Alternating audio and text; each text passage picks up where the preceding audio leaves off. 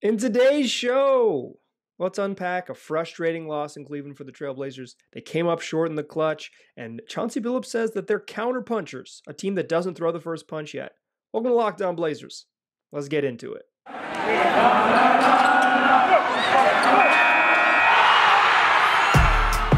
You are Locked On Trailblazers, your daily Portland Trailblazers podcast.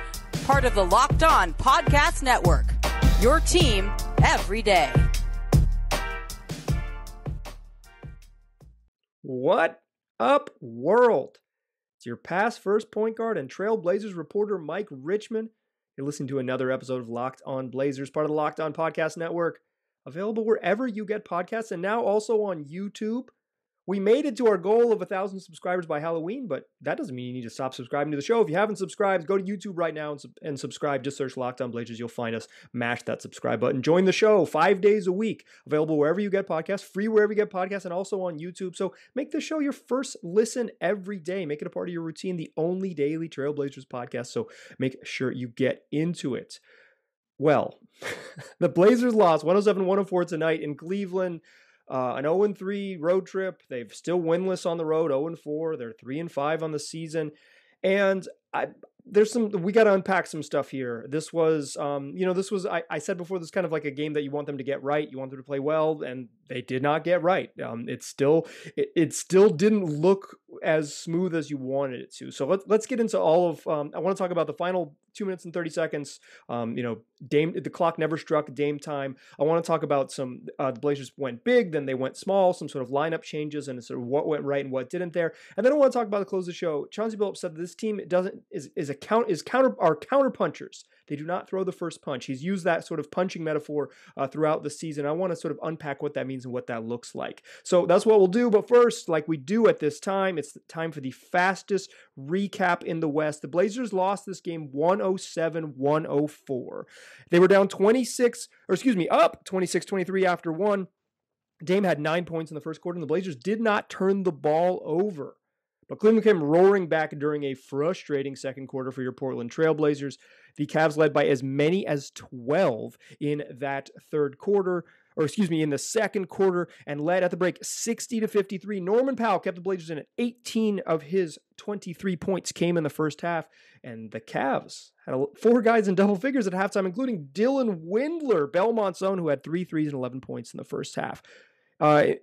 In third quarter, also didn't go right for the Blazers. Blazers couldn't come all the way back. 87-77 after 3. Blazers down 10 entering the fourth. The Cavs had 8 turnovers in the third quarter, and the Blazers could not cut into the lead. They trimmed a 7-point halftime deficit into a 10-point halftime deficit by 8 turnovers in the Cleveland Cavaliers. But the Blazers got themselves in it early in the fourth quarter, cutting the lead to 1 with just 8 minutes to go, down 93-92 at the 7:59 mark of the fourth quarter. But they couldn't get all the way back. And still, in the final 2 minutes, they had a chance to tie the game with 2.5 minutes left, and a chance to tie the game again at the buzzer. Damian Lillard missed that. A layup with 2.5 minutes left, and then a 3 at the buzzer from the corner was off the mark. A fading 3 from the left corner over Jared Allen. It's off. Cavs win 107-104, and that's your ball game. That's your fastest recap in the West. A lot going on here, but what I want to focus on here early is the final 2 minutes and 30 seconds. It's important to sort of note how they got here, and then we'll kind of dive into what happened in those final 2.5 minutes.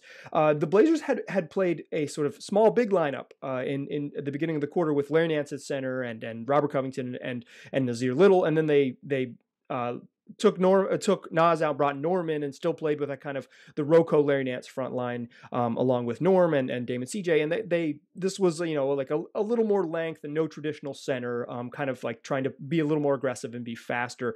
But then they went back, they were kind of getting hounded on the glass, and they went back to Nurk. And then at the 3 minute and 17 second mark, Chauncey Billups committed to the lineup. Now we've seen 2 games in a row, the 4-guard lineup. We'll talk about the big versus small in the second segment, but so final 3 minutes, they're playing with Dame, CJ, Norman Powell, Anthony Simons, and Yusuf Nurkic, four 6'3" guards around Nurk. And the offense went through Dame. The game is close, and they just go through Dame over the final 2.5 minutes. He used all 6 of the Blazers' final possessions. By used, I mean finished, like he either shot it or turned the ball over. That is how usage rate works. But Dame used over the final 2.5 minutes every single possession for the Blazers. Starting at the 2 minutes and 30-second mark, the Blazers get a rebound. They push the other way. Dame gets himself inside and just smokes a wide open right-handed layup. Just smokes it. I think both Kevin Calabro and Lamar Hurd on the broadcast were like, oh, there was like an exclamation like, oh no. That smoked layup turned into an alley-oop the other way. When you miss a layup, you seemingly always give up fast break points. It just always happens. They come down on the next possession and Dame steps into a deep top of the key 3 that hits the right rim and bounds over to the corner. Then on the Blazers' next possession, after the Cavs score, they're now up 6. Dame's, trying to get into it. He gets a switch onto Cavs rookie Evan Mobley, works to his left side. Exactly. We've seen Dame do this before. He's really good going left. Tries to just speed burst past Mobley to the rim, and Mobley, who's going to be a very special player, swats Dame at the rim with no problem. He knew exactly what Dame's going to do, and it was no problem. But the Blazers, they forced a turnover on the next possession, and they're down 6 with like a minute left, and it's like, okay, they really need something. They really need something to happen, and they do get a turnover, and they go the other way, and Darius Garland tries to take a foul, like he tries to foul Anthony Simons on the break to prevent a fast break, and Ant flips the ball back to Dame, and Dame just catches it and tries to hit it ahead to Ant, except that Darius Garland had poked Ant in the eye and kind of tripped him up a little bit. A weird no-call, ball goes out of bounds, turnover on Damian Lillard for a bad pass. That was just under a minute to go, 56.6 seconds when the ball goes out of bounds. So that's 4 straight possessions, 3 misses and a turnover now from Dame here in the final 2.5 minutes. We're under a minute to go. Blazers get another stop, and what does Dame do? He just attacks the rack again. The dude is relentless, gets to the rim, gets fouled. They run a pick and roll, gets to the rim, gets fouled, makes a free throw, and one. The Blazers are now down 3. Damian Lillard, a relentless attacker, gets the Blazers back in the game. Cavs run the clock down. Colin Sexton misses a 3-pointer. Blazers get the ball, and 9 seconds left. You kind of know it's going through Dame. Every possession has gone through Dame. He's used 5 straight possessions. You know it's going through him, and he gets the ball back with 9 seconds left. Tries to kind of operate again, going left, and get a screen from Nurk. They switch Jared Allen onto him, and you've got to take a 3. They had no timeouts. Everybody knows it changes the way you defend for sure, and the way you can get space. And Dame kind of fades himself all the way into the corner and takes a step back 3. He honestly got an okay look at it. Like, it's a hard shot, but we're talking about Damian Lillard. Like, the Damian Lillard that we know, that both of us, you dear listener and I both know, like, he can make that shot. Was it easy? No. Was it a particularly good play call? No. But can he hit it? Absolutely.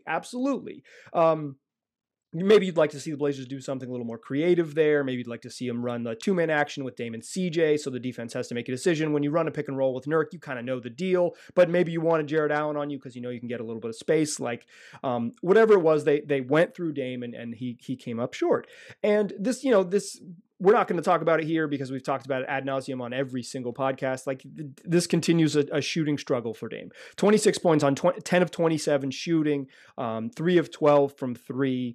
This CJ didn't have a great game, but he shot way better from 3. CJ was 4 of 9 from deep, 7 of 19 from the floor. And Norman Powell, 3 of 6 from deep, 9 of 16 from the floor, 23 points. He did, Norm only had 5 points after halftime. He was cooking early, but couldn't keep it up. So a couple things here. One, like, I'm okay with going through Dame there. I think you could be more creative with what you do, but I'm okay with going through Dame there. I'm okay with going through someone else too, but I don't think this was like, he wasn't having one of those nights where it's like, absolutely not. And you kind of know what it is. And why I started this segment talking about the small ball lineup is because who was on the floor matters. If you have Rocco came in for the final possession if you're really scoring at home, but just to inbound the ball. It wasn't Ant on the floor. So you're down 1 shooter, even though Robert Covington was fine in this game. Robert Covington totally fine in this game. 6 points on 2 of 3 shooting, 7 boards, 2 assists, 3 steals, and a block. Like, that's just a solid as hell Robert Covington game. No worries on that one. But why I mention the small lineup is because when the Blazers go small, when they run this small guard lineup, the 4-guard lineup with Nurk, they're just letting Dame cook and matchup hunt. They're not running their stuff. They're spacing shooters out, and they're saying, you go. and Dame goes, and if he gets the mismatch and gets in the paint, you kick out and you play off him. But they're not running stuff with him. They're just letting him cook. They're letting the small lineup puts the Blazers' four best offensive players on the floor, and in theory they're sort of defensive anchor with Yusuf Nurkic, right? That team's not going to stop anyone, and Chauncey Billups basically admitted as much in the post game. But with that group, you're just not getting into much creative offense. Now, if Dame was hidden, we know that he is capable of. He's one of the great offensive players in the league. He has not been so through the first 8 games of the season, and I'm willing to wager he'll get back there at some point. But if Dame was on a run like he is, then yeah, just roll the damn ball out, let him go. But when he's not, I think the onus has to be on the coaching staff to be a little more creative with what they do in those. I understand what they're doing. They're saying, let's put our 4 best offensive players on the floor. If you listen to me, if you listen to this podcast, I kind of think who plays is the only thing the coach really does. But you got to be, they need to have something that they run, some kind of something that they run with that group, because otherwise, if Dame isn't rolling, if Dame is kind of looking a little bit pedestrian like he's looked, then the 4-guard lineup loses some of its pop, because the whole point would be that Dame is unguardable and you have all this space around him. But if Dame is guardable, if Dame isn't punishing people and saying you better send 2 to the ball, then you double team and now you've got all your shooters, the potency of that group kind of loses its juice. Also, when you play that many smalls, when you play a bunch of 6'3" guys, the defense is just going to switch everything. So they're going to keep everything in front. So running a bunch of off-ball back screens and stuff, unless the ball's really zipping around, which the Blazers really haven't shown a proclivity to do very much, or propensity, I should say, to do very much. Then player movement isn't gonna wreck shop. They're just gonna keep passing you along and keep switching on the ball and off the ball and keep you in front, and you're still gonna end up playing one-on-one. You're just gonna end up playing one-on-one later in the clock. So I'll say this, and it's why I've said this a bunch. The whole machine is set up to run through Dame, and even when he's struggling, the whole machine is set up to run through Dame. He's going to be the biggest cog in this whole thing. The game's close. The game's on the line. The dude with a 9-year reputation of being one of the best players in the league gets to run stuff. And when he's not cooking, you see the problem with it. And I put that on Dame. I put that on the coaching staff. He's not playing well and they're not kind of being creative enough. But this team is still set up to run through Dame time. That is where their watches are set to. And you see sort of the challenges with it is that you kind of have to take the good with the bad. This was supposed to be the year of more creative offense, the year of all this, the year of Dame's less burden. But you can see when the game's on the line what the star player's comfort level is. This is what he's comfortable with. This is what they're going to do. So it's on the coaching staff not to drastically overhaul, but to make small tweaks to fix this, because the lineup kind of pushes you in this direction with the small guard lineup, and the freedom that Dame has to operate, which he's absolutely earned, kind of pushes you in this direction. But when Damian Lillard is, one of the 5 best offensive players in the league, this is this looks more potent. When he's not, then you start to say, okay, well, why doesn't CJ get a touch? Or Ant has been awesome. Why doesn't Anthony Simons get a touch? Or why, run some stuff through Norm. Anthony Simons, who I didn't mention, 15 off the bench. He's just dependable as hell. He just can really, really score at this level. So I thought the last 2 minutes and 30 seconds is kind of symptomatic for where the Blazers are. They're still dependent on Dame to be good, and he isn't very good right now, and that ends up with a loss in Cleveland, 0-3 for the road trip, 3-5 on the year, and people freaking out. And I think you're okay to freak out if you want to. I'm not super panicked, because I can read the standings and they're just not that far out of it, but they don't look good and Dame doesn't look good, and that could be concerning. So if you are smashing the panic button, I'm telling you to keep your hands off it. I'm just saying it's not for me. I'm making arbitrary rules for myself. You do what you need to do to process a Blazers loss. No, I will not police that by any means. In the second segment, we touched on it here a little bit, but I want to talk about the Blazers playing different shapes, because I think I am truly obsessed with who plays and when, but I think the different shapes, the different looks that they have kind of offer them a chance to do different things. And I want to unpack that a little bit in the second segment. But first, let's talk about rockauto.com. The place where you can just save time and money if you're shopping for all of your auto part needs. If you go to a chain store or the car dealership, you might spend 30, 50, 100% more for the exact same parts that you can just find on rockauto.com. Plus, Rock Auto is a family business that specializes in helping the do-it-yourselfers. And they've been doing that for over 20 years. And they're not just do-it-yourselfers, but everybody gets reliably low prices. So if you are a professional mechanic, you can use Rock Auto and save money. Or if you're someone just working on your car in the yard, you can use Rock Auto to save money. They got everything you can need, from brake parts to tail lamps to motor oil, even new carpet. So go explore their easy-to-use website today to find a solution to your auto part needs.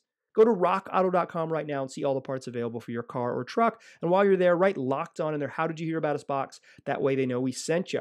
Amazing selection, reliably low prices, all the parts your car will ever need, rockauto.com. Today's episode is also brought to you by BetOnline.ag. It's back and better than ever with a new web interface for the beginning of basketball season, plus more props and odds and lines than ever before. BetOnline is your number one spot for basketball and football action this season. So as we head into the meat of both of these schedules, the NFL and the NBA season, there's no better place to do it than betonline.ag. So you can head over there today on your desktop or your mobile device, and you can put in the promo code LOCKEDON when you're making your first deposit, and you'll get a 50% welcome bonus. So from football to basketball, or NHL, combat sports like boxing and UFC, soccer here and abroad, right down to your favorite Vegas casino games. Don't wait. Take advantage of these amazing offers. BetOnline is the fastest and easiest way to bet on all your favorite sports. That's BetOnline, where the game starts. All right. So we talked about Dame time. We talked about the final 2 minutes and 30 seconds where things just went awry, and kind of the nuts and bolts of why that went awry. But the Blazers got themselves back into the game.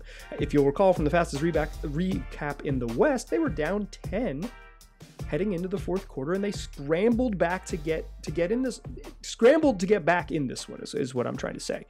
And they did it by going what you might call small on its face, but bigger than they normally play, quite frankly. They started the fourth quarter with that front line of Robert Covington, Larry Nance, and Nasir Little. And that length propelled the Blazers back into the game. It's not like that's like some kind of, that isn't the magic formula, right? Like playing Nance at center and Covington and Nas, right? Like Norman Powell's too good to sit. I mean, he's the Blazers' third best player, probably. It's tough, right? Like this is the balance, but the length and that athleticism and the activity on defense help the Blazers get back into this game. They have not been a particularly good defensive team this year, and some of their defensive problems are just straight up physical. They play a lot of small groups. They close the game with three dudes who are 6'3" and under, because those are their four best offensive players. It's hard to blame the coaching staff. You kind of have what you got. You have what you have.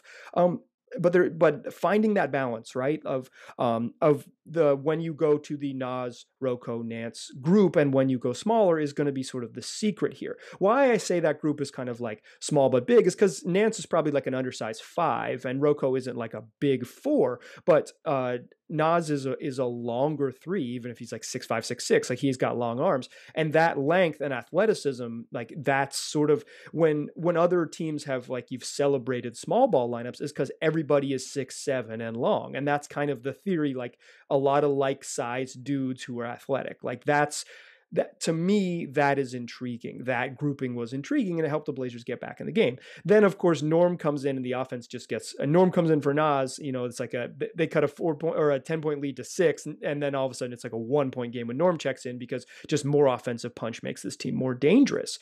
And then down the stretch, they go small, and they were down 4 when the 4-guard lineup checked in, and they lost the game by 3. Like, of course, they had a chance to tie the game with 2 minutes left, and Damian Lillard smoked a wide open layup. So, like, what I'm saying here is, I think the balance for the coaching staff.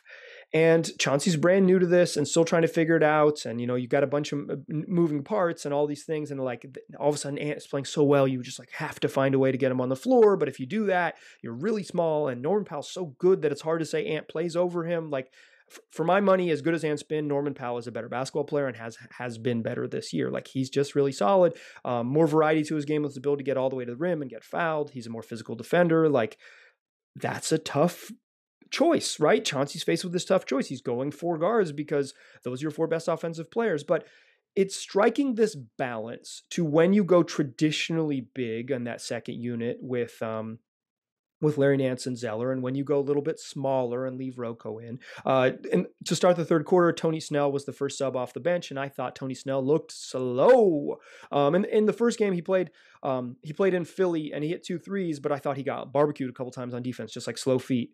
And he looked, he didn't get the offensive chances in this one. And again, it looks like he has slow feet. It's, he's long, and I think the length will help. But again, here you're balancing. Can you, are you going to get hunted because of your speed? Can you afford to play another sort of slow-footed player next to Nurk or next to Zeller, or quite frankly next to Nance, and then ask guys to cover? Like this is sort of the balancing act of this team. And I think what we've seen with the 4-guard lineup is that this is the Blazers' most potent theoretical lineup, and it puts your 4 best offensive players on the court, and you say, okay, this makes sense, let's go with that. And I like it in theory. I mentioned when we first saw it in Philly that it probably wouldn't be able to play it against the Cavs because the Cavs are gigantic. Lauri Markkanen did not play in this game, so the Cavs, who usually start 3 7-footers, only started 2. But even down the stretch, the Cavs went back to Mobley and Jared Allen, 2 7-footers, and then on their front line, and the Blazers said, screw it, we'll play small, we're not afraid of that.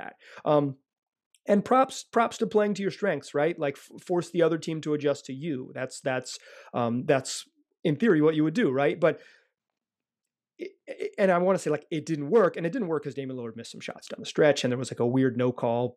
He misses a layup, and there's like a weird no call on the fast break. If he makes a layup and those go in, the Blazers might win. Like the 4-guard lineup worked, right? But I think the point is not like the missed shots. I don't want to go to results. I want to go to process, and I think the process is that you need to find a group that provides balance. And in the past, the Blazers starting lineup has been that group that provides that balance of a little bit of defense and a bunch of offense. Damian Lillard he's just not rolling, so the bunch of offense doesn't get there. So now you're searching for, can we be a slightly better defense because our offense isn't quite there? And I think slightly better defense might be more Nance and Rocco pairings, because those are your 2 best help defenders. Figuring out when to deploy Nurk, because against certain matchups he's okay, but I thought Jared Allen kind of barbecued Nurk a little bit. Or if Tony Snell got barbecued, Yusuf Nurkic got roasted.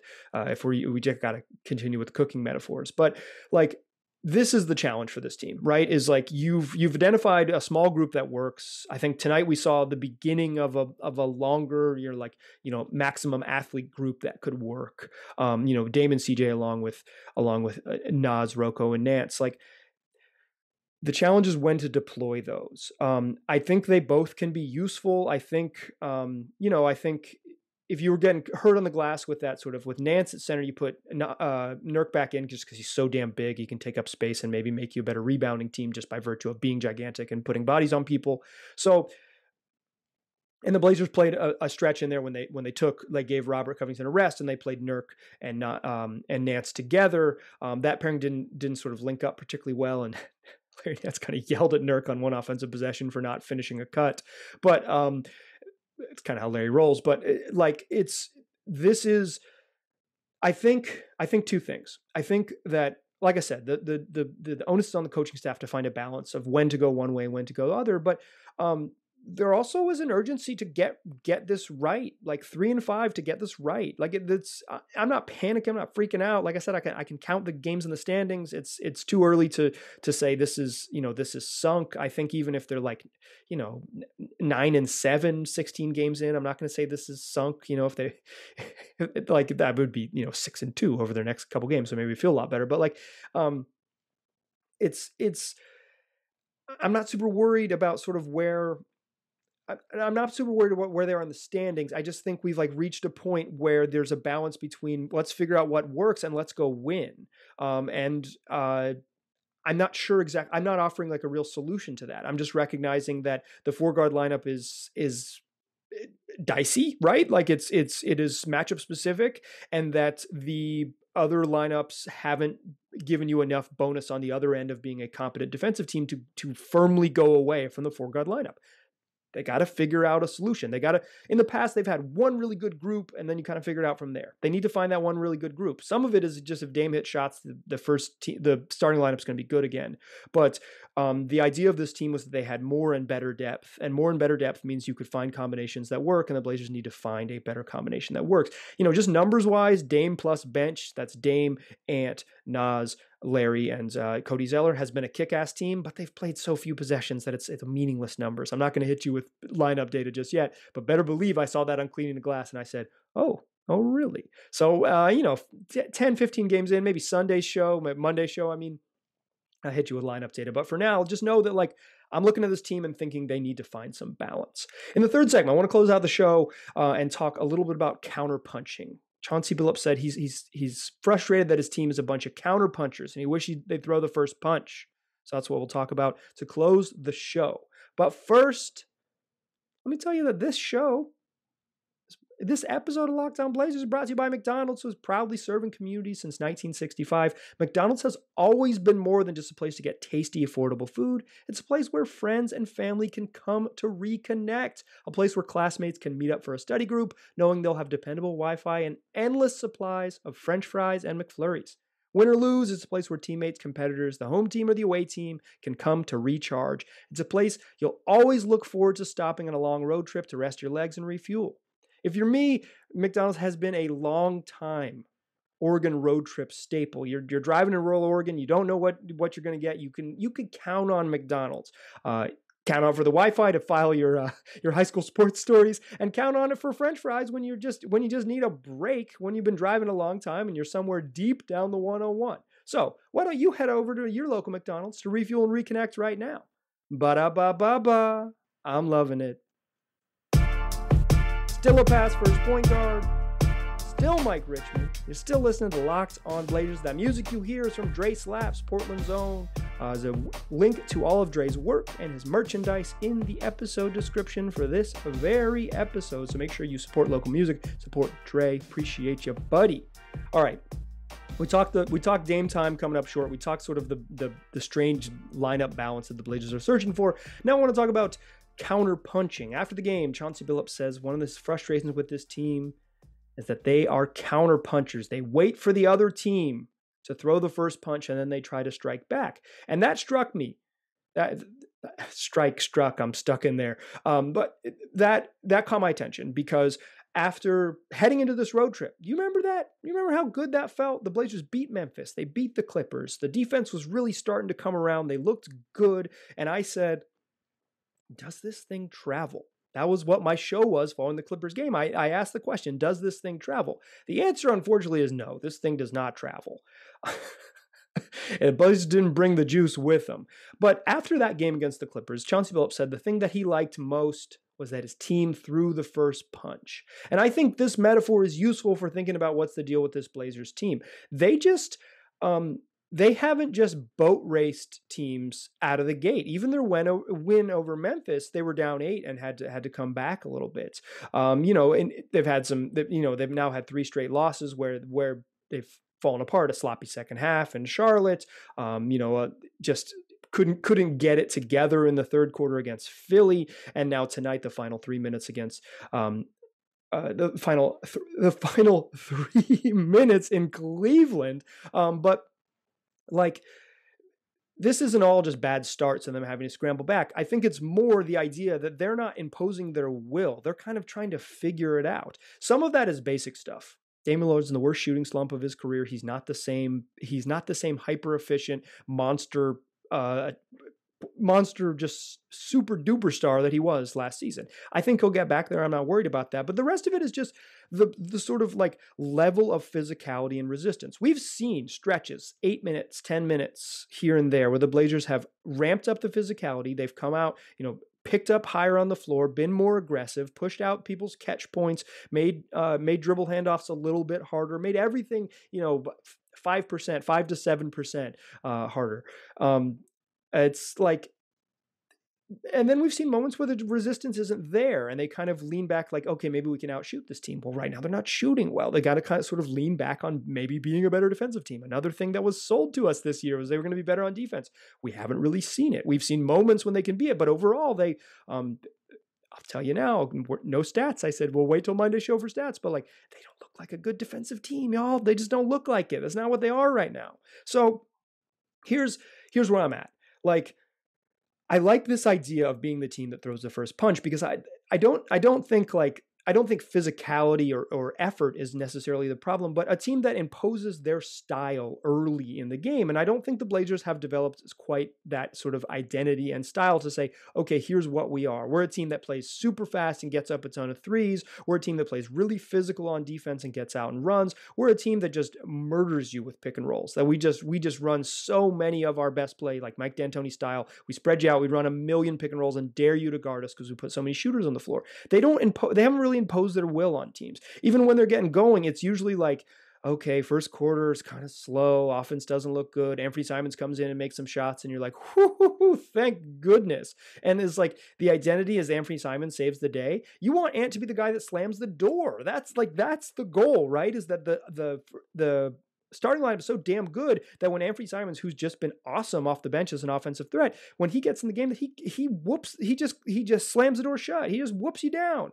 Like that's who they aspire to be. And I think that metaphor is really kind of where I agree with Chauncey with that. Is like what they need to be is the team that imposes their will early as opposed to trying to find that identity late. And I think Cleveland was a perfect example.